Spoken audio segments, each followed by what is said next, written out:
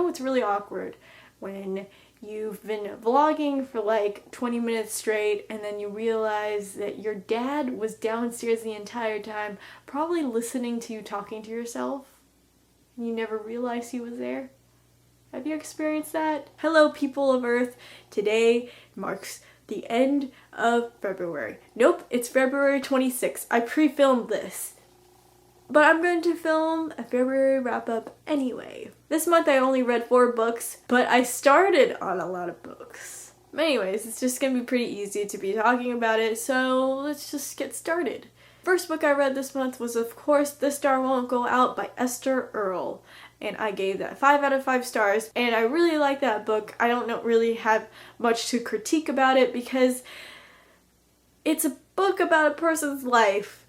It's kind of like a biography, autobiography, and you can't really critique that unless you want to critique like the way it was laid out, and I thought the way it was laid out was extremely effective. Second book I read this month was Flora and Ulysses by Kate DiCamillo.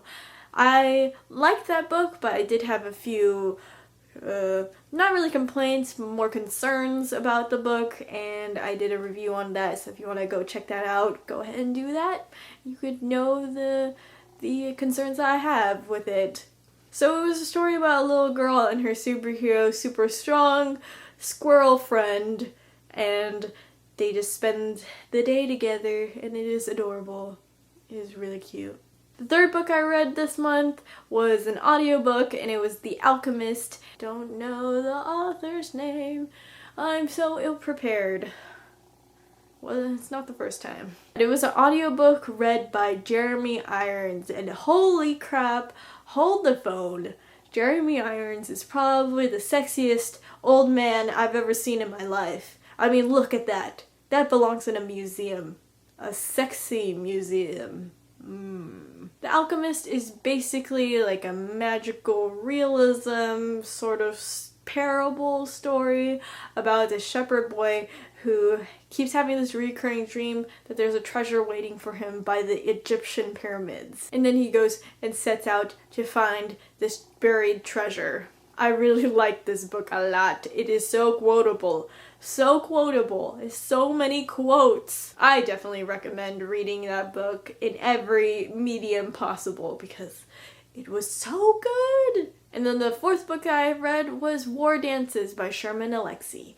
And that is a collection of short stories. And if you don't know, I have this unhealthy obsession with Sherman Alexie. And if I ever meet him in real life, I think that it would result in a restraining order. It's a really awesome set of short stories, and it has gotten me really into reading more short stories, not even by him, but just by other people. My favorite short story out of it was probably War Dances, and that's also Bree's favorite short story out of that collection. Shout out to you, Bree! Yeah, buddies.